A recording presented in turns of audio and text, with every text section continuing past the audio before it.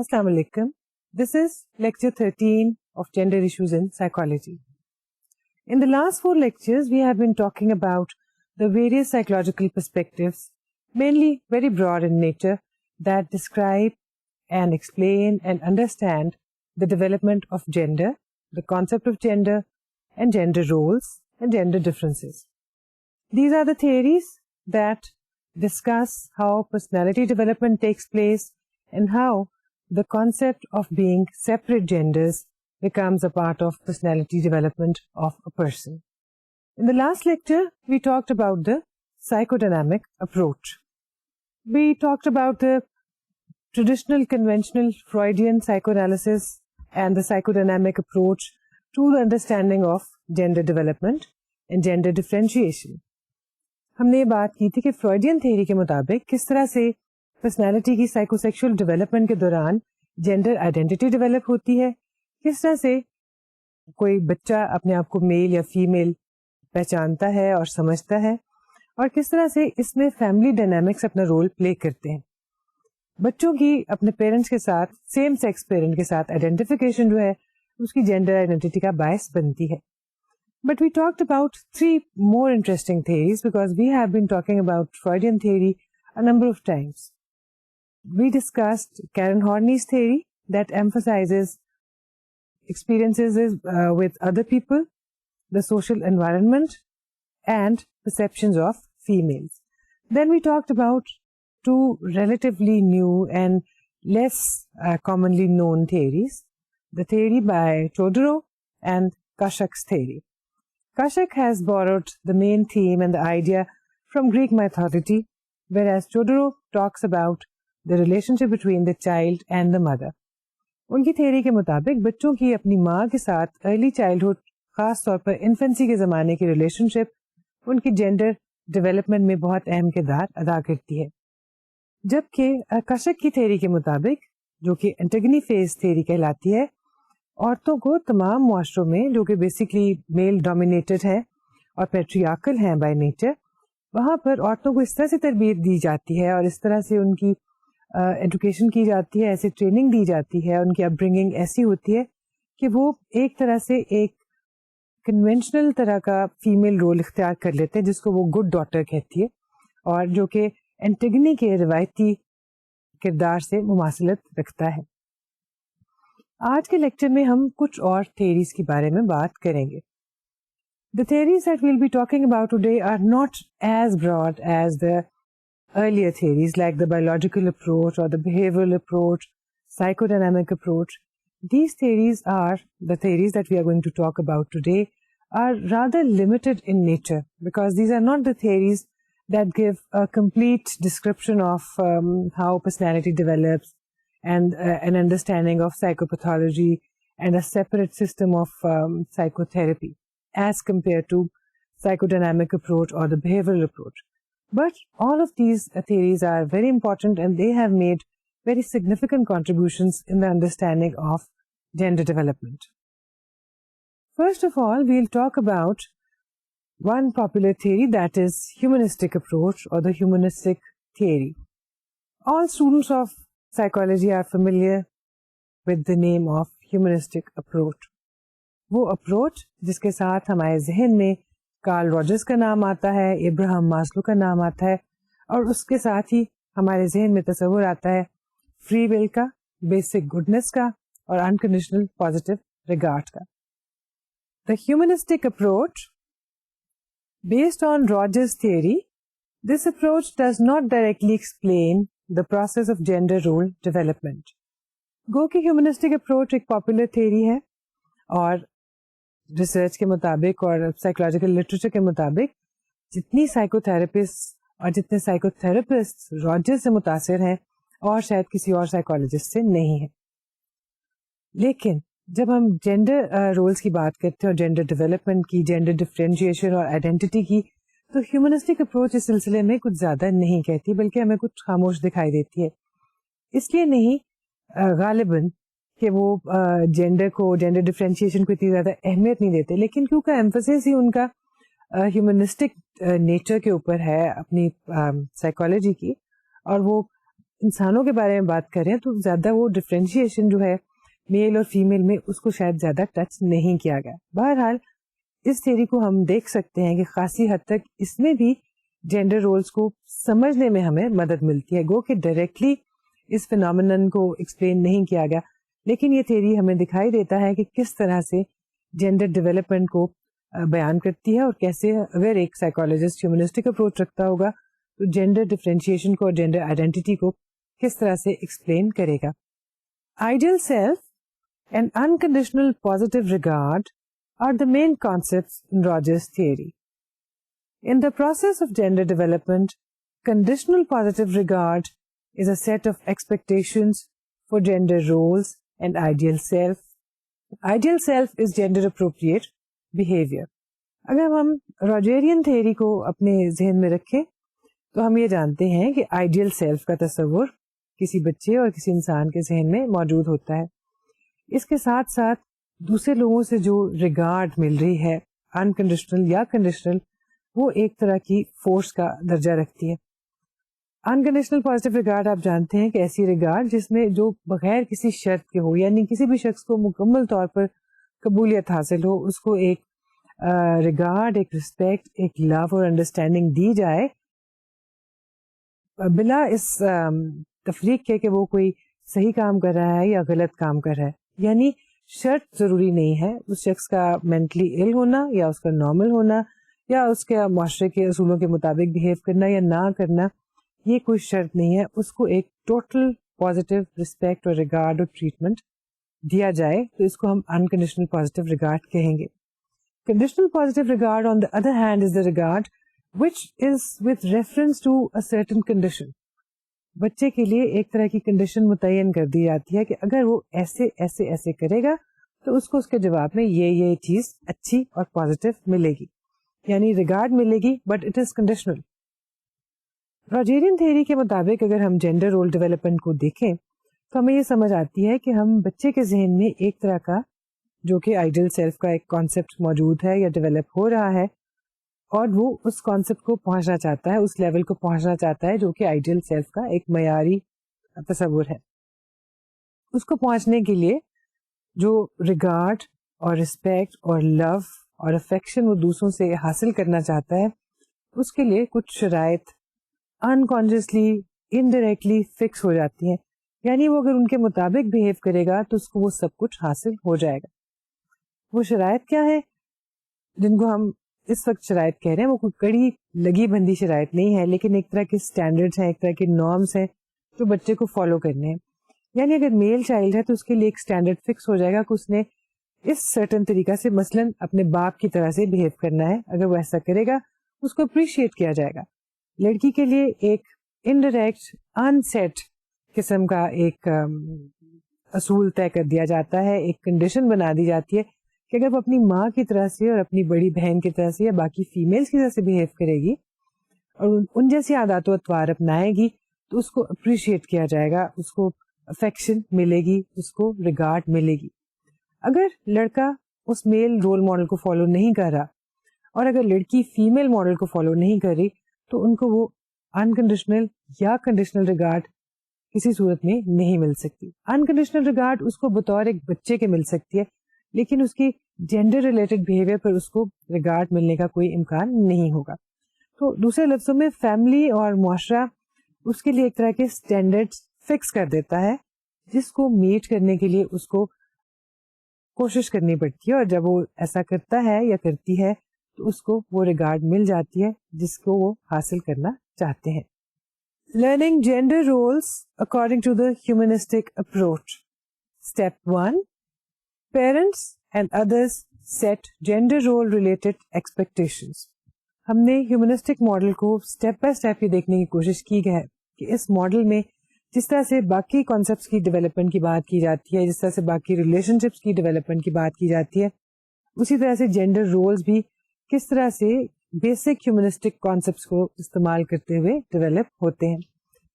پہلے مرحلے پہ یا پہلے اسٹیپ پہ ہم دیکھتے ہیں کہ پیرنٹس اور سگنیفیکنٹ ادرس جو بھی ہے, پیرنٹس کی عدم موجودگی میں دوسرے لوگ یا پیرنٹس کی موجودگی میں گرینڈ پیرنٹس بھی ہو سکتے ہیں, بڑے سبلنگس بھی ہو سکتے ہیں, وہ ایک طرح کے اسٹینڈرڈس بچے کے لیے سیٹ کر دیتے ہیں. جن کو اس نے میٹ کرنا ہے, اور یہ ایکسپیکٹیشن جو ہے ایک طرح کا آئیڈیل سیلف کی طرف جانے کا پاتھ وے بن جاتی ہیں. Conditions of worth are established. Positive regard is promised when the standards, the expectations have been set for the child. At the same time, conditions for regard are also established. بچے کے لیے وہ conditions طے ہو جاتی ہیں جن conditions کی صورت میں اس کو رسپیکٹ, ریگارڈ, لو اور افیکشن ملے گی. دوسرے لفظ میں بچے کے بیہیویئر کو اسٹیئر کر دیا گیا ہے ایک خاص ڈائریکشن میں. اس کو فورس نہیں کیا جا رہا, ڈائریکٹ اس طرح سے نہیں کیا جا رہا جیسے کہ روایتی طریقے سے کیا جاتا ہے, لیکن راستہ اس طرح کا بنا دیا جاتا ہے کہ وہ خود بخود اسی کی جانب چلے گا, کیونکہ وہ راستہ اپنے آخر میں اس کے لیے افیکشن اور ریگارڈ پیش کرے گا. Definitions of appropriate behavior are set. اس کے ساتھ ساتھ کیا behavior appropriate ہے, کیا inappropriate ہے, بچے کے لیے یہ چیز واضح کر دی جاتی ہے. جب وہ غلط یا inappropriate behavior میں indulge کرتا ہے, اس کو ٹوکا جاتا ہے, اس کو اس کے بارے میں بتایا جاتا ہے, بعض اوقات وارن کیا جاتا ہے. اور اگر وہ appropriate behavior میں indulge کر رہا ہے اور ویسا ہی کر رہا ہے جیسے اس کو کرنا چاہیے, تو اس کو تعریف اور توصیف ملتی ہے. The child or the person introjects these expectations into the ideal self. اب بچے کے ذہن میں already ideal self کا ایک تصور موجود ہے. جو appropriate behaviors کی standards, اس کی expectation set ہوتی ہیں, اس کی definition اس کے سامنے آتی ہے اور اس کے لیے اس کو ریوارڈ کیا جاتا ہے, اس کو ریگارڈ ملتی ہے, اس کے ساتھ ساتھ ہی اس کے ذہن میں جو آئیڈیل سیلف کا ایک تصور موجود تھا, اس میں یہ ساری کی ساری چیزیں ایبزارب ہوتی جاتی ہیں, سنک کرتی جاتی ہیں, اور آئیڈیل سیلف میں یہ تمام چیزیں ایک طرح کی اسٹرینگتھ بن گئی, یا کم از کم بچہ یا فرد یہ محسوس کرتا ہے کہ اس کی اسٹرینگتھ میں مختلف اوقات میں یہ ایڈیشن ہوتا جا رہا ہے. Parents and others set gender role related expectations. جب بچہ اس تمام مراحل سے گزر جاتا ہے تو اور اس کو ان تمام چیزوں کو اپنی آئیڈیل سیلف میں انٹروجیکٹ کرتا جاتا ہے, تو اس کے ساتھ ساتھ نئے ایکسپیکٹیشنز اور نئے اسٹینڈرڈز بھی فکس ہوتے جاتے ہیں. اور یہ سب کچھ ایک خاص عمر تک ہوتا ہے. کچھ عرصے کے بعد, کچھ برسوں کے بعد, خاص طور پہ ایڈلٹہڈ میں آنے کے بعد یہ چیزیں اور یہ کنٹینجنسیز اس طرح سے سیٹ نہیں ہوتی جیسے کہ بچپن میں ہوتی ہیں, کیونکہ اس وقت تک ہم سمجھتے ہیں کہ ایک جینڈر آئیڈینٹی ڈیولپ ہو چکی ہوتی ہے, فرد اپروپریٹ اور اناپروپریٹ بیہیویئر سے واقف ہو چکا ہوتا ہے اور اپروپریٹ جینڈر ریلیٹڈ بیہیویئر کو انٹروجیکٹ کر چکا ہوتا ہے, سیکھ چکا ہوتا ہے, اپنی پرسنالٹی کا ایک حصہ بنا چکا ہوتا ہے. لیکن جیسے کہ ہم نے پہلے کہا تھا, ہیومنسٹک اپروچ اور اس میں روجریین اپروچ کوئی کلیئر کٹ طریقے سے جینڈر رول ڈیولپمنٹ کو بیان نہیں کر رہی, نہ ہی ان کی کوئی الگ سے تھیوری ہے جینڈر ڈیولپمنٹ کے بارے میں.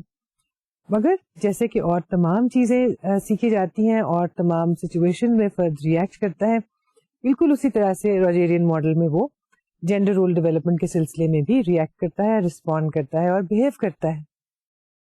ایک دوسری تھیوری جو ہیومنسٹک اپروچ میں بہت اہمیت کی حامل ہے اور بہت پاپولر تھیوری ہے, اور ہم سب اس سے اکثر اوقات فائدہ اٹھاتے ہیں, اس سے ہم بہت سی جگہوں پہ اپلائی کر کے دیکھتے ہیں, خاص طور پر موٹیویشن کے سلسلے میں, اور وہ تھیوری ہے ابراہم ماسلو کی تھیوری, جو کہ ہیومنسٹک تھیورسٹ میں ایک بڑا نام ہے. ہم جانتے ہیں کہ ماسلو نے موٹیویشن کے بارے میں اور نیڈس کے بارے میں اپنی ایک تھیوری دی, اور جو کہ ہمیں بہت زیادہ پریکٹیکل لگتی ہے, ریئلسٹک لگتی ہے, اور ہمیں اپنی عام زندگی میں دکھائی دیتا ہے کہ اس کی بہت زیادہ اپلیکیشن بھی ہے.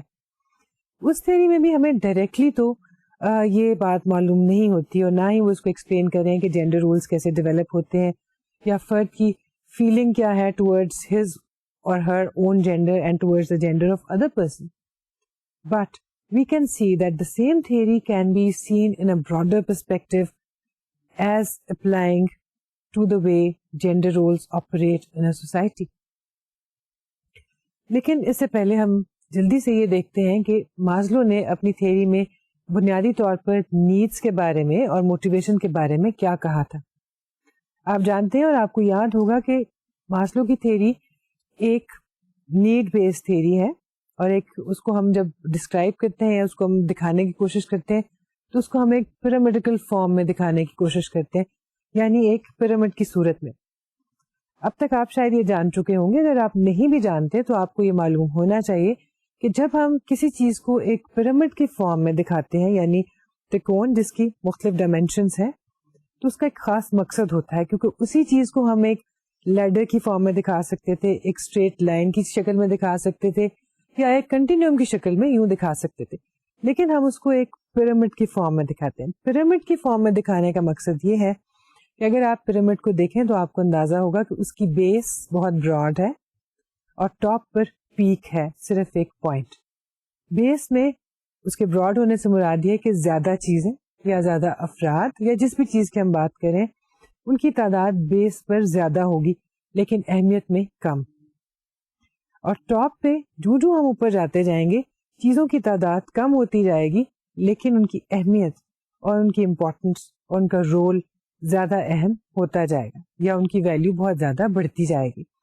اور اسی وجہ سے ہم دیکھتے ہیں کہ نیڈس کو اور موٹیویشنس کو ماسلو کی تھیوری میں اسی فارم میں بیان کیا گیا ہے. بالکل بیس کی نیڈس زیادہ ہیں, ان کا پورا ہونا ضروری ہے, لیکن اگر ہم کوالٹی وائز دیکھیں تو شاید وہ اس اعلیٰ کوالٹی کے درجے پر نہیں گردانی جائیں گی جس درجے پر ٹاپ کی نیڈس یا موٹیویشن یا ڈرائیوز.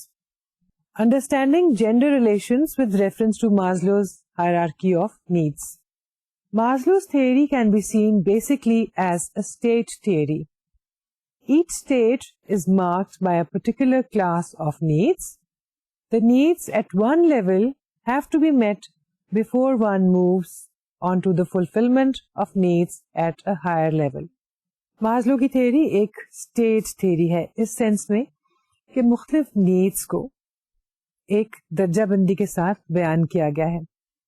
کچھ نیڈس بالکل بیس پہ ہیں, کچھ اس سے اوپر ہیں, پھر اس کے بعد ایک اور درجے کی نیڈس آتی ہیں, اس کے بعد ایک ہائر درجے کی نیڈس, اور پھر سب سے اوپر ہم سب سے ہائر لیول کی نیڈس کو دیکھتے ہیں. ایک لیول کی نیڈس پر پہنچنے کے لیے ضروری ہے کہ اس سے لوور لیول کی نیڈس جو ہیں وہ پوری ہو چکی ہوں, فلفل ہو چکی ہوں, یا ان کی سیٹسفیکشن ہو چکی ہو. ایسا نہیں ہوتا کہ لوور لیول کی نیڈس انسان نے میٹ نہ کی ہوں اور ہائر لیول کی نیڈس ارائز ہو جائے. In this pyramid of Maslow's hierarchy of needs we see that the biological needs, physiological needs, they are at the base and they are at the lowest level of the pyramid, whereas the highest level is the one where we see self-actualization. Self-actualization is the most advanced human need, marked by the desire to grow and utilize one's potential up to the optimal level. Gender roles and relationships in a society affect the fulfillment of a person's need. Self-actualization highest level کی needs ہیں. ہم یہ نہیں کہہ سکتے کہ دنیا کے تمام افراد اپنی پچھلی تمام طرح کی نیڈس کی سیٹسفیکشن کے بعد ضرور سیلف ایکچولائزیشن کے لیول پر پہنچیں گے. ایسا بھی ہو سکتا ہے کہ کچھ لوگ اس لیول پر کبھی بھی نہ پہنچ پائیں. لیکن یہاں ہمارا مقصد اس تھیوری کو بیان کرنا نہیں ہے اور اس پہ ڈسکشن کرنا نہیں ہے, بلکہ یہ دیکھنا ہے کہ جینڈر رولز کس طرح سے افیکٹ کرتے ہیں انسان کی نیڈس کی سیٹسفیکشن کو. اور یہی ایک پوائنٹ ہے جو کہ ہمیں ہیومنسٹک اپروچ میں دکھائی دیتا ہے کہ وہ ریلیونٹ ہے towards the understanding of gender roles and needs. دیکھنے کی بات یہ ہے کہ اگر ایک انسان کی, کسی بھی انسان کی یہ تمام تر نیڈس ہیں اور اس کی نیڈس کے یہ تمام تر لیولز ہیں جو ماسلو نے ڈسکرائب کیے ہیں, تو کیا مردوں اور عورتوں کی صورت میں دونوں میں یہ نیڈس اسی طرح سے آپریٹ کرتی ہیں اور اسی طرح سے ان کی فلفلمنٹ ہوتی ہے, یا معاشرے میں مردوں اور عورتوں کے جو رولز ہیں ان کی وجہ سے اور جس طرح سے وہ آپریٹ کرتے ہیں اور ان کی ریلیشن شپس کس طرح سے فارم ہوتی ہیں, کیا وہ افیکٹ کرتا ہے اس بات کو کہ ان کی نیڈس کس طرح سے سیٹسفائی ہوں گی اور کس طرح سے میٹ کی جائیں گی. یہ ایک نیا اینگل ہے ماسلو کی تھیوری کو دیکھنے کا اور جانچنے کا. If we see and if we believe in the research evidence available and if we have observed the society around us, we see that our society and most societies in the world are male dominated. and they are patriarchal in nature. مرد کو بالادستی حاصل ہے, عورت usually dependent ہے مرد پر, خواہ وہ تعلیم یافتہ بھی ہو, فائنینشلی انڈیپینڈنٹ بھی ہو.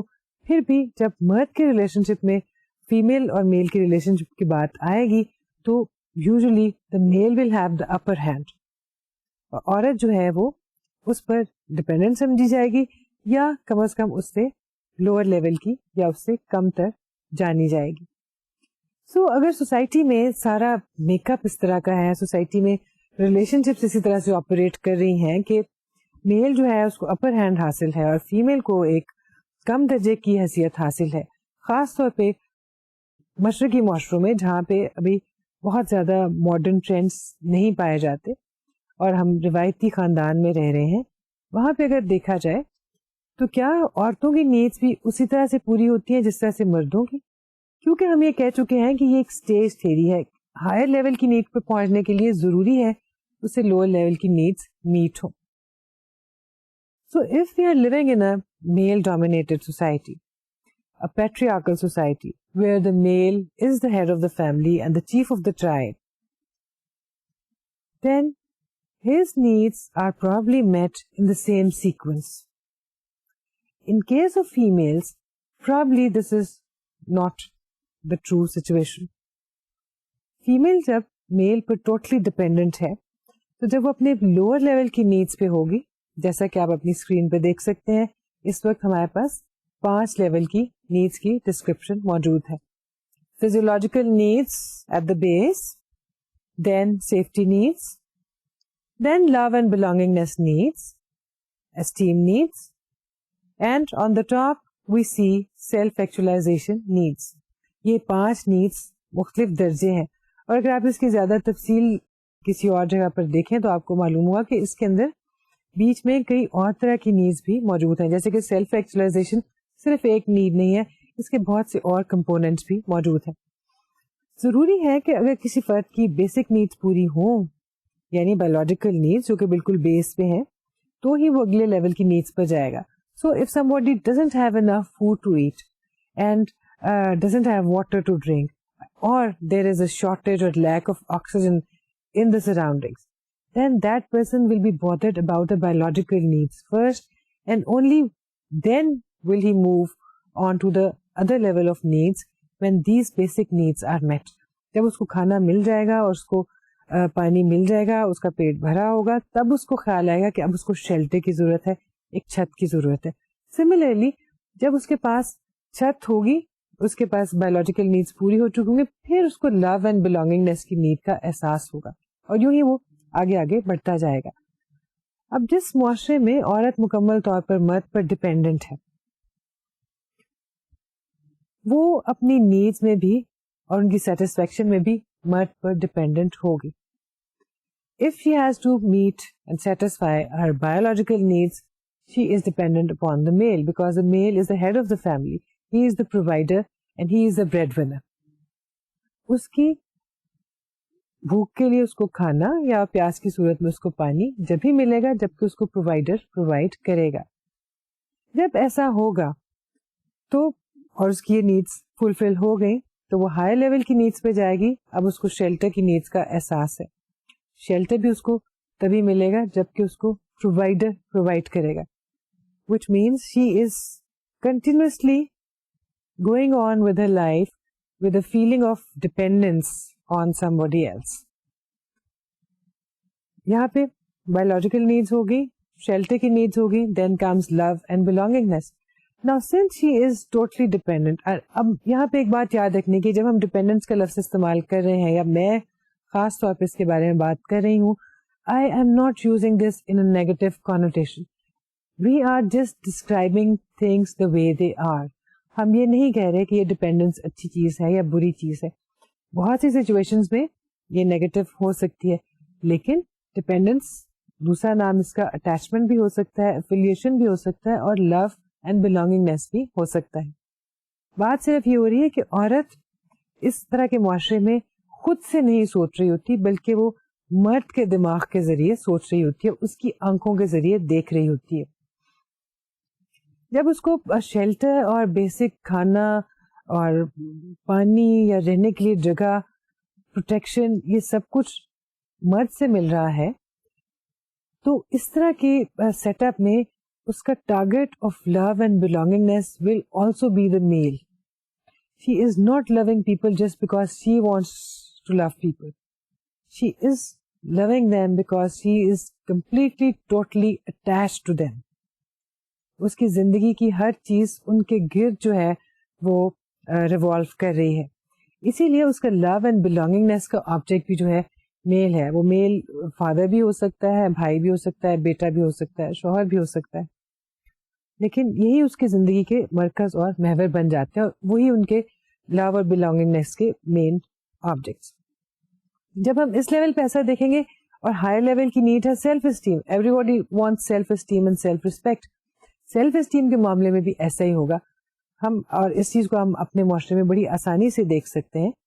خواتین جب اسٹیم کی بات کرتی ہیں ہمارے جیسے معاشروں میں, اور ویسٹ میں بھی ایسا ہوتا ہے, لیکن زیادہ تر مشرقی معاشروں میں جب وہ اسٹیم کی بات کر رہی ہوتی ہیں, ریسپیکٹ کی بات کر رہی ہوتی ہے, they are talking in terms of a family اور اے گروپ. بہت کم عورتیں آپ کو ایسی دکھائی دیں گی جو صرف اپنی اسٹیم کی بات کر رہی ہیں. جب وہ اسٹیم کی بات کر رہی ہوتی ہے تو ایک وہ گروپ لیول پر اس کو دیکھ رہی ہوتی. سو ڈپینڈنس بھی میل پر ہے, پروویژن بھی میل کی طرف سے ہے, لو اینڈ بلانگنگنیس کا ٹارگیٹ بھی میل ہے. Therefore, the person who requires or who deserves maximum esteem and respect is again the male. اور یہی وجہ ہے کہ جب ہم ہائیسٹ لیول کی نیڈس کی طرف جاتے ہیں, سیلف ایکچولائزیشن کی طرف, تو ہمیں شاید بہت کم عورتیں اپنے معاشرے میں ایسی دکھائی دیں جو اپنی سیلف ایکچولائزیشن کے لیے اسٹرائیو کر رہی ہیں اور اسٹرگل کر رہی ہیں.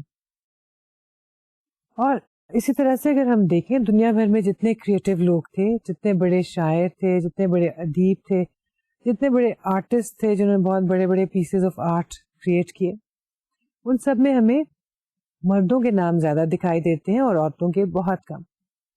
ایسا نہیں ہے کہ عورتیں کریٹو نہیں تھی یا کریٹو نہیں ہوتی. ایسا بھی نہیں ہے کہ عورتوں کے پاس وربل ایبلٹی نہیں تھی. ریسرچ سے ہم جانتے ہیں کہ وربل ایبلٹی عورتوں کی مردوں سے بہتر ہوتی ہے, زیادہ ڈیولپڈ ہوتی ہے, زیادہ فاسٹ ہوتی ہے. اس کے باوجود ان تمام شعبوں میں ہم دیکھتے ہیں کہ بہت کم عورتوں کے نام نمایاں ہیں. اس کی ایک پاسبل ریزن یہ ہے کہ یہ تمام عورتیں, یہ تمام مرد جنہوں نے یہ سب کام کیے, ان کے پس پشت ایک سپورٹنگ عورت ضرور موجود تھی. خواہ وہ ماں تھی یا بیوی تھی یا بہن تھی یا بیٹی تھی, کوئی بھی ہو سکتا ہے.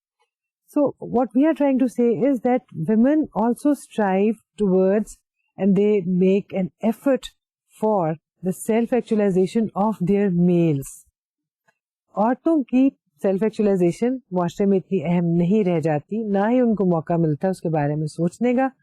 البتہ وہ اپنے مردوں کی ترقی کے لیے, ان کو ایک ہائر لیول پر پہنچانے کے لیے فلی سپورٹو ہوتی ہیں اور ان کی مدد کرتی ہیں اور ان کی تخلیقی صلاحیتوں کو اجاگر کرنے میں پیش رہتی ہیں. اگر وہ ایسا نہ کر رہی ہو تو شاید بہت سے مردوں کے لیے کریٹو ہونا اتنا آسان نہ ہو. سو یہ تو تھی ایک چھوٹی سی گفتگو اس بارے میں کہ ہیومنسٹک اپروچ اور اس میں پائے جانے والی دو بنیادی تھیریز کو ہم کس طرح سے استعمال کر سکتے ہیں یہ دیکھنے کے لیے کہ جینڈر رولز کیسے آپریٹ کرتے ہیں اور جینڈر ریلیشن شپس کس طرح سے بنتی ہیں. But we have a few other theories that directly tackle the issue of gender development and gender roles. The first theory in this regard is the sociocultural approach. The sociocultural approach, as the very name shows, emphasizes upon the role of social factors and cultural factors. That is, societal and cultural factors, traditions, norms, pressures, values, all these things contribute to the development of gender roles and gender differences as well as gender stereotypes. The sociocultural approach proposes that social factors, societal expectations, cultural practices, norms and values all affect development of gender roles. The gender patterns adopted by children reflect the cultural emphasis on gender distinctions. Some societies make sure that gender distinctions are firm and practiced, whereas others are less concerned about this. So, socio-cultural approach کے مطابق society اور society کے افراد بچوں کے لیے ایک خاص طرح کے جینڈر ریلیٹڈ اسٹینڈرڈ سیٹ کر دیتے ہیں. کچھ نارمس ہیں, کچھ ویلیوز ہیں جو کہ بچے کو شروع سے معلوم ہوتا ہے کہ اس نے ان کو فالو کرنا ہے. مثلاً کچھ ریسرچز میں یہ دیکھا گیا ہے کہ مختلف معاشروں کا جب انہوں نے کمپیریزن کیا تو معلوم ہوا کہ جو معاشرے بنیادی طور پر جینڈر سیگریگیٹڈ تھے, یعنی ان معاشروں میں عورتوں اور مردوں کی بہت زیادہ ڈسٹنکشن تھی, ڈفرینشیشن تھی اور ان کو بہت دور الگ رکھا گیا تھا, ان معاشروں میں بچوں کو یونیسیکس اسکولز میں بھیجا جاتا تھا, یعنی لڑکوں کو صرف لڑکوں کے اسکول میں اور لڑکیوں کو صرف لڑکیوں کے اسکول میں. اور ہم دیکھتے ہیں کہ ایسا بہت سے معاشروں میں اور ہمارے ہاں بھی بہت سی جگہوں پر ہوتا ہے. ایسا ہونے کی صورت میں بچے کو اپنے بچپن میں اور اگلے بہت سے برسوں میں کبھی بھی اپوزٹ جینڈر کی بچے کے ساتھ یا بچی کے ساتھ کھیلنے کا موقع نہیں ملتا, یعنی بچوں کی سیگریگیشن شروع سے ہی اس کی ابتدا ہو جاتی ہے. اب اگر شروع سے بچے کو یہ معلوم ہوگا کہ لڑکے صرف لڑکوں کے اسکول میں جاتے ہیں, لڑکیاں صرف لڑکیوں کے اسکول میں جاتی ہیں, لڑکے صرف لڑکوں کے ساتھ ہی کھیلیں گے, لڑکیاں صرف لڑکیوں کے ساتھ ہی کھیلیں گی, ان کے لائف سٹائلز ایک دوسرے سے بالکل مختلف ہو جائیں گے, ان کی ویکیبلری مختلف ہو جائے گی, ان کی لائکس اور ڈس لائکس مختلف ہو جائیں گی. In such societies, skills taught to girls are different from those taught to boys. Throughout the world, young children and chicken are looked after by girls, whereas the larger animals like sheep, cattle or pigs are tended by boys. اسی طرح سے ہم school جانے والے بچوں کی بات کر رہے تھے. بڑے بچوں کو, تھوڑے سے بڑے بچوں کو اگر دیکھا جائے یا ایسے بچوں کو جو اسکول نہیں جاتے, ان کی صورت میں دیکھا گیا کہ دنیا بھر میں چھوٹی بچیاں جو گھر پہ رہتی ہیں وہ چوزوں کا یا مرغیوں کا یا گھر میں رہنے والے پرندوں کا دھیان رکھتی ہیں یا چھوٹے بہن بھائیوں کی پرورش میں ہاتھ بٹاتی ہیں. گھر کے باہر کے کاموں میں لڑکوں کو انوالو کیا جاتا ہے. بڑے جانوروں کا, مویشیوں کا, گائے بھینس یا بکری کا دھیان لڑکے رکھتے ہیں. Again from the very beginning we teach our children that there are different roles and responsibilities for boys and girls, for men and women. When these distinctions are so seriously practiced, they get ingrained in the minds and behaviors of children as well as adults in the form of clear-cut and inflexible distinctions. In most segregated cultures, the boys are encouraged to be educated and to learn skills that can get them a good source of earning. چنانچہ بچوں کے ذہن میں بچپن سے ہی اس طرح کی distinction بار بار پیدا کی جاتی ہے, اس کو انگرین کر دیا جاتا ہے, ایک طرح سے وہ کندہ ہو جاتی ہے ان کے ذہن کے اوپر اور کبھی مٹ نہیں سکتی. لڑکوں کو تعلیم کے لیے زیادہ بھیجا جاتا ہے, لڑکیوں کو کم بھیجا جاتا ہے. ہمارے ہاں بھی لڑکوں کی اسکولنگ یا ان کی کالج کی ایجوکیشن کو زیادہ اہمیت دی جاتی ہے, لڑکیوں کی ایجوکیشن کو اتنا اہم نہیں سمجھا جاتا. And that is we are talking about a situation in which the parents have decide between the two. ہم جانتے ہیں کہ ہم بہت ترقی یافتہ بھی ہیں کئی لحاظ سے, اور ہمارے ہاں ایسے معاشرے میں ہم رہ رہے ہیں جہاں پہ بہت سے ایسے خاندان ہیں اور بہت سی ایسی جگہیں ہیں جہاں پہ لڑکوں کو اور لڑکیوں کو ایک سی اہمیت دی جاتی ہے, اور لڑکیاں بھی اتنی ہی اعلیٰ کوالیفائڈ ہوتی ہیں جتنے کہ لڑکے. لیکن سچویشن جہاں پہ پیرنٹس کو ڈیسائیڈ کرنا ہے کہ بیٹی کو تعلیم دی جائے یا بیٹے کو, تو بیٹے کی تعلیم کو پریفرنس دی جاتی ہے, اور بیٹے کے لیے ایسی ایجوکیشن کو ڈھونڈا جاتا ہے یا چنا جاتا ہے جو کہ اینڈ آف دا ڈے اس کے لیے ایک اچھی سورس آف انکم بن سکے. لڑکیوں کے لیے ایجوکیشن پلان کرتے ہوئے پیرنٹس عام طور پر یہ نہیں سوچتے کہ انہوں نے ایک بریڈ ونر بننا ہے اور ان کو ایک بہت اچھے کیریئر کی اور بہت اچھی سورس آف انکم کی ضرورت ہے جس کے لیے ان کو اپنی ایجوکیشن پلان کرنی چاہیے. ان کے لیے یوزلی اکثر معاشروں میں, زیادہ تر معاشروں میں, زیادہ جگہوں پر خیال یہ ہوتا ہے کہ وہ ایجوکیشن حاصل کر لیں اور اس دوران اگر ممکن ہو ان کی شادی ہو جائے. When members of such cultures immigrate to the less segregated societies, they have 3 options in front of them. 1. Follow the tide. 2. stick to roots, and 3, joining the mainstream as much as their belief system allows, and adhering to their deep-rooted cultural ideologies at the same time. Most strive strongly to maintain their gender values. ابھی ہم جو بات کر رہے تھے کہ مختلف معاشروں میں لڑکیوں اور لڑکوں کی پرورش مختلف طریقے سے کی جاتی ہے، اس کو دیکھنے کے لیے کچھ اسٹڈیز میں امیگرینٹس کا جائزہ لیا گیا یا ان کی اسٹڈی کی گئی اور دیکھا گیا کہ جو لوگ ایک مختلف طرح کے معاشرے سے ہجرت کر کے ایک نئے معاشرے میں جاتے ہیں جو کہ ٹوٹلی مختلف ہے، تو وہاں پہ ان کو جہاں اور کچھ مسائل پیش آتے ہیں وہیں پہ جینڈر رول ریلیٹڈ پرابلمس ہی سامنے آتے ہیں. مثلاً اگر وہ تھوڑے سے کنزرویٹو معاشرے سے آ رہے ہیں اور جس معاشرے میں وہ آئے ہیں بہت زیادہ ماڈرنائز ہے اور لبرل ہے، تو ان کو اپنی ویلیوز تھریٹن ہوتی ہوئی محسوس ہوتی ہیں. اب ان کے سامنے 3 آپشنس ہیں. ایک تو یہ کہ جیسا وہاں کے لوگ کر رہے ہیں، جیسا دیش ویسا بھیس، اسی کو اختیار کر لیں. دوسرا یہ ہے کہ اپنے آپ کو بالکل تبدیل نہ ہونے دیں، وہاں پر کام کریں، محنت کریں، پیسہ کمائیں، لیکن اپنی ویلیوز کو پکڑے رکھیں.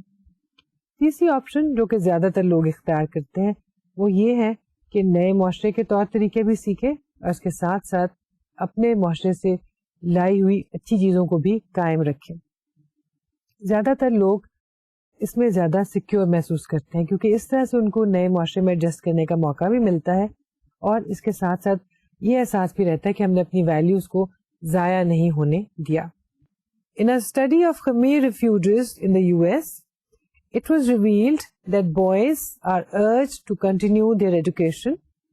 The girls are urged to get married and have children before passing out from high school in order to get protected against the corruptive effects of sexual permissiveness in that society.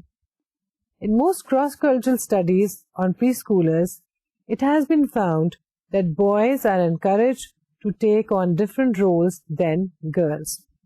کمیر refugees کی studies میں بھی یہی دیکھا گیا کہ وہ لڑکیوں اور لڑکوں کی ایجوکیشن کے بارے میں مختلف تصورات اور مختلف رویے رکھتے تھے. لڑکوں کے لیے اچھی ایجوکیشن، زیادہ ایجوکیشن، ہائر ایجوکیشن کو اہمیت دی گئی، جبکہ لڑکیوں کے لیے بنیادی مقصد یہ تھا کہ جلد از جلد ان کو شادی کر لینی چاہیے. The variations in how different societies promote and teach gender roles depend upon the following. 1. The region, as we see regional similarities. 2. The flexibility or inflexibility of cultures. 3. The socio-economic status of the person, group, or society in question. 4. The historical period. And 5. The belief system, particularly the religious values. اب کسی معاشرے کے لوگ خواہ وہ immigrants ہیں یا اپنے معاشرے میں رہتے ہیں، کس طرح سے وہ ریئیکٹ کریں گے اور کتنا اسٹرانگلی محسوس کریں گے جینڈر بلیفس کے بارے میں یا جینڈر ریلیٹڈ رولس کے تصورات کے بارے میں اور اپنے ذاتی اور روایتی ایٹیٹیوڈس کے بارے میں، یہ بہت سے فیکٹرز پر ڈپینڈ کرتا ہے. مثلاً وہ لوگ کس ریجن سے آ رہے ہیں. کچھ ریجنس کے لوگ زیادہ فلیکسیبل ہوتے ہیں اپنی اپروچ میں، کچھ زیادہ فلیکسیبل نہیں ہوتے. کچھ لوگ کچھ معاشرے جلدی نئے آئیڈیاز کو ایکسیپٹ کر لیتے ہیں اور کچھ ایکسیپٹ نہیں کرتے. لیکن ایک چیز جو بہت اہمیت کی حامل ہے اس سب میں، وہ ہے بلیف سسٹم اور آئیڈیالوجی، جس میں ریلیجس بلیفس کو بہت زیادہ اہمیت حاصل ہے. اگر ریلیجس بلیفس اسٹرانگ ہیں، ڈیپ روٹڈ ہیں، ایک اسٹرانگ آئیڈیالوجی کے ساتھ وہ لوگ ایسوسیشن افیلیشن محسوس کرتے ہیں، تو وہ اتنی جلدی بدل نہیں سکتے اور اپنی ویلیوز کی بہت زیادہ حفاظت کرتے ہیں. لیکن اگر اسٹرانگ بلیف سسٹم نہیں ہے تو ایسے لوگ اپنی ویلیو کو اور ایسے معاشرے اپنی ویلیوز کو جلد تبدیل کر لیتے ہیں. Again we should remember that when we say they change their attitude اور when we are talking about people's values اور a change in their values, we are not evaluating them as good or bad, right or wrong. Psychology آپ جانتے ہیں science ہے، اور science کا پہلا کام یہ ہے کہ وہ آبجیکٹو ہو. ہم صرف مختلف معاشروں کی بات کر رہے ہیں، مختلف لوگوں کے ایٹیٹیوڈس کی بات کر رہے ہیں، ہم اس کو اچھائی یا برائی کے پیمانے میں نہیں تول رہے. We are just discussing what different people in different societies do. So ہم یہ بات کر رہے تھے کہ وہ کیا فیکٹرز ہیں جس کی وجہ سے لوگوں کے یہ رویے متاثر ہو سکتے ہیں. ریجنل ویریشنس ہو سکتی ہیں, کچھ ریجنز میں بہت سی چیزیں سملر پائی جاتی ہیں, وہ کہ وہ اپنے ایک دوسرے کو زیادہ فریکوینٹلی نہیں ملتے. کچھ ریجنز بہت نزدیک ہوتے ہیں لیکن بہت مختلف. سوشو اکنامک اسٹیٹس کی بھی بہت زیادہ اہمیت ہے. جہاں لوگوں کو بہت زیادہ فائنینشیل پرابلمس ہوں اور اکنامک ریسیشن کا شکار وہ عرصہ دراز سے ہوں, وہاں پر عام طور پر ویلیوز کو بہت زیادہ مضبوطی کے ساتھ نہیں جکڑا جاتا, مضبوطی کے ساتھ ان کے ساتھ لوگ چمٹے نہیں ہوتے. وہ اپنی ویلیوز کو جلد تبدیل کر سکتے ہیں ان لوگوں کے مقابلے میں جو کہ فائنینشلی اسٹرانگ ہیں یا کم از کم اسٹیبل ہیں.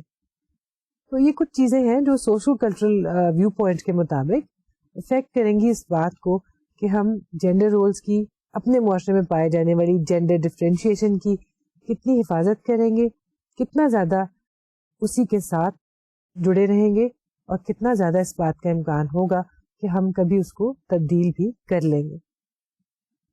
یہ تو ایک مختصر سا جائزہ تھا سوشو کلچرل اپروچ کا. آئندہ لیکچرز میں جب ہم سوشلائزیشن کی بات کریں گے اور ہم جینڈر اسٹیریوٹائپنگ کی بات کریں گے, جینڈر آئیڈینٹی کی بات کریں گے, تو اس اپروچ سے تعلق رکھنے والی بہت سی تھیوریز اور بہت سی ریسرچز کا بھی ہم ذکر کریں گے. اس وقت ہم دیکھتے ہیں کہ ایک اور تھیوری ہے جو ایک مختلف طریقے سے کنونشنل تھیوریز کے مقابلے میں ذرا مختلف طریقے سے اور نئے انداز سے جینڈر رولز کو سمجھ رہی ہے اور بیان کر رہی ہے. دا ایپیجینیٹک سسٹمز تھیوری, ایسی تھیوری جو نہ ہی مکمل طور پہ بایولوجیکل ہے, نہ ہی مکمل طور پر سائیکولوجیکل ہے, نہ ہی مکمل طور پر سوشو کلچر. یہ وہ تھیوری ہے یا وہ اپروچ ہے جو کہ پچھلے تمام خانوں میں یا کیٹیگریز میں فٹ نہیں ہوتی, بلکہ یہ دس از modern approach and we can say that this is an eclectic approach towards the understanding of gender roles. Eclectic approach آپ جانتے ہیں وہ اپروچ ہے جس میں مختلف اپروچز میں پائے جانے والی اچھی چیزوں کو اور آپ کی پسند کی چیزوں کو اکٹھا کر کے ایک نئی اپروچ یا ایک نیا سوچنے کا طریقہ ہم بنا لیتے ہیں. ایپیجینیٹک سسٹمز اپروچ بھی کچھ اسی طرح کی اپروچ ہے. Epigenetic systems theory emphasis is upon the interaction between the genetic endowment and early experiences.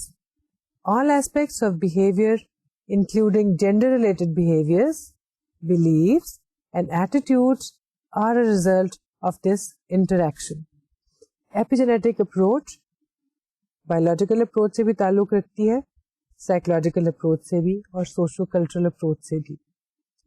Genetic endowment جو ہمیں نیچر سے ملی, جس جینیٹک پیکج کے ساتھ ہمیں پیدا کیا گیا, اس کی اہمیت کو ہم ڈینائی نہیں کر سکتے. وہ اہم ہے, وہ چینج نہیں ہو سکتی, وہ انیٹ ہے. لیکن محض اس کی بنیاد پر جینڈر ڈفرینسز پیدا نہیں ہوئے, نہ ہی ہو سکتے ہیں. According to the epigenetic systems theory, genetic endowment is there but it is changed or manipulated, not really altered but affected by the circumstances, the environment and the social setup in which the person is living. ایک انسان جس معاشرے میں رہ رہا ہے وہ اس کی جینیٹک انڈاؤمنٹ کو متاثر کر سکتا ہے. ہو سکتا ہے آپ بہت اچھی مینٹل ایبلٹی کے ساتھ پیدا ہوئے ہوں, لیکن آپ کے ارد گرد کا معاشرہ کبھی آپ کو ایسا موقع نہیں دیتا کہ آپ اپنی ایبلٹی سے میکسیمم فائدہ اٹھا سکیں. اور شاید آپ ایوریج انٹیلیجنس کے ساتھ پیدا ہوئے ہوں, لیکن آپ کو اتنی اچھی طرح سے پرورش دی گئی, اتنی اچھی اسکولنگ دی گئی کہ آپ کچھ سے کچھ بن گئے. Similarly in case of gender roles, the surroundings, the environment, the social environment, the people around you, they play a very important role in giving a shape or a form to the genetic package that you were born with. The biological differences between males and females are given due importance and are considered to be the origin of gender differences.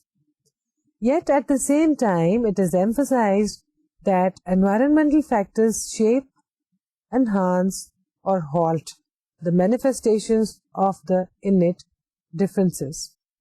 So, مختصراً ہم یہ کہہ سکتے ہیں کہ epigenetic systems approach کے مطابق genetic tendencies موجود ہیں, بایولوجیکل فیکٹرز موجود ہیں, لیکن ان کو اجاگر کیا جا سکتا ہے, ان کو چھپایا جا سکتا ہے, ان کو ماند کیا جا سکتا ہے ان فیکٹرز کی مدد سے جو کہ آپ کے انوائرمنٹ میں موجود ہیں. اگر وہ پازیٹیو ہوں گے تو آپ کی ابیلٹیز جو کہ نیچرل ابیلٹیز تھیں وہ انہانس ہو جائیں گی, اور اگر وہ نیگیٹو انفلوئنسز ہیں جو آپ کے ارد گرد پائے جاتے ہیں تو جو ان بورن ابیلٹیز تھیں, جو جینیٹک کیپیسٹیز تھیں, ان کو کبھی بھی اجاگر ہونے کا موقع نہیں ملے گا. تو یہ اپروچ بات کری ہے انٹریکشن کی, interaction between the biological factors, the social cultural factors and the psychological factors. ایک اور تھیری ایسی ہے جس کو اگر ہم دیکھیں اور اگر ہم اس کا جائزہ لیں تو ہم دیکھیں گے کہ اس کا تعلق تو کوگنیٹو اپروچ کے ساتھ بنتا ہے, لیکن اس کو ہم بہت سی کتابوں میں, بہت سے لٹریچر میں ایک الگ تھیری کے طور پر بھی دیکھتے ہیں. تو gender script theory, gender script theory ایک ریلیٹیولی ریسنٹ تھیری ہے. الگ سے اس کو شاید تھیری کہنا چاہیے یا نہیں کہنا چاہیے, کیونکہ ہم اس کو کوگنیٹو تھیریز میں سے ایک تھیری بھی کہہ سکتے ہیں, لیکن بہت سے ریسرچ لٹریچر میں آپ کو یہ ایک سیپریٹ تھیری کے طور پہ بھی دکھائی دیتی ہے. جینڈر آپ جانتے ہیں کیا ہے, اسکرپٹ سے مراد ہے ایک سرٹن لکھا ہوا فریم ورک جس میں ہر چیز تحریر کی گئی ہے اور ایک طرح سے اس کی گائیڈ لائن پرووائڈ کر دی گئی ہے. Gender script theory, this theory is a variation of the gender schema theory that includes an additional ingredient of sequential order of events. Social knowledge regarding gender is organized in sequential form. Gender script theory, gender schema theory ہی کی طرح کی ایک اور theory ہے, لیکن اس میں events کی sequential form کو اہمیت دی جاتی ہے, یعنی بچے کے ذہن میں جو ایونٹ اس کے ارد گرد ہوتے ہیں وہ ایک سیکوینس کی صورت میں محفوظ ہوتے جاتے ہیں. جینڈر اسکیما تھیری اگر آپ کو یاد ہو, اس میں ہم کہہ رہے تھے کہ تمام رونما ہونے والے واقعات اور حالات آہستہ آہستہ جینڈر اسکیما میں شامل ہوتے جاتے ہیں اور اس کا حصہ بنتے جاتے ہیں, اسیمیلیٹ ہوتے جاتے ہیں. جینڈر اسکرپٹ تھیری میں یہ سب کچھ ہو رہا ہے لیکن ایک سیکوینشل آرڈر کے تحت. As compare to gender schema, gender scripts contain events as an organised sequence. It is an ordered sequence of actions appropriate to a particular spatial temporal context organized around a goal. Children thus learn the particular sequence of behaviors performed by individuals with a particular gender.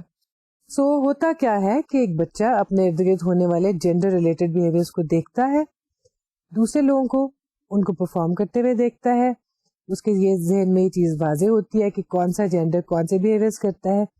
اس کے ساتھ ساتھ جو events ہوتے ہیں اس کی ایک logic اور اس کا ایک سیکوینس بھی اس کو ذہن نشین ہوتا جاتا ہے اور وہ ایک اسکرپٹ اس کے ذہن میں بن جاتا ہے. تو آئندہ جب وہی چیز ہونے والی ہوگی یا ابھی اس کا آغاز ہوگا, بچے کے ذہن میں پہلے سے ہی وہ سیکوینس موجود ہوگا کہ اگر ایک فیمل ہے یا مثلاً ایک مدر ہے تو وہ یہ کرے گی, یہ ایونٹ, اس کے بعد یہ ایونٹ, اس کے بعد یہ ایونٹ, یعنی ایک طرح کی اسٹریم آف ایونٹس بن جائے گی. آپ اندازہ لگا سکتے ہیں کہ یہ مختلف تھیریز جن کی ہم بات کر رہے ہیں, these are not mutually exclusive, they are not entirely different from each other. بہت سی تھیریز سملر باتیں کر رہی ہیں, انہیں فیکٹرز کو ایمفسائز کیا جا رہا ہے لیکن ایک مختلف طریقے سے. کسی میں بچے کے ذہن میں ہونے والے عمل کو اور فنکشن کو اہمیت دی جا رہی ہے, کسی میں ارد گرد معاشرے میں ہونے والے واقعات کو, کسی میں فیملی ڈائنامکس کو, اور کسی میں تعلیم کو, تربیت کو اور ٹریننگ کو, اور کسی میں بیسک نیچرل ابیلٹی کو اور جینیٹک میک اپ کو. ڈسکس سبھی ایک ہی چیز کر رہے ہیں کہ جینڈر رولز کیسے ڈیولپ ہوتے ہیں, جینڈر ڈفرینسز کیسے پیدا ہوتے ہیں اور ان کی انڈرسٹینڈنگ کیسے ہو سکتی ہے. اس سلسلے میں ہونے والے ہمارے لیکچرز جو کہ بنیادی طور پر تھیریز آف جینڈر ڈیولپمنٹ کے بارے میں تھے, ان میں ہم نے یہ دیکھ لیا کہ مختلف تھیریز مختلف طریقے سے جینڈر کو سمجھ رہے ہیں اور بیان کر رہے ہیں. اور ایک چیز جو کہ آپ نے شاید غور کیا ہو یا آپ کو اس پہ غور کرنا چاہیے کہ وقت گزرنے کے ساتھ ساتھ تھیریسٹ کی اپروچ بدلتی گئی. جو تھیریز آج سے 50 سال پہلے یا 100 سال پہلے آئی ان میں جینڈر کو اور طریقے سے سمجھا گیا, جیسے کہ فرائیڈین تھیری میں.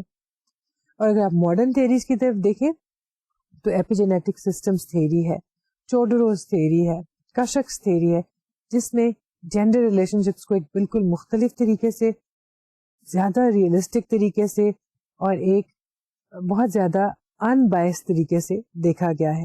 کیونکہ اس میں عورت کی زیادہ سپورٹ کی گئی ہے, لیکن اپروچ ان بائسڈ ہے, جینڈر بائسڈ اپروچ نہیں ہے.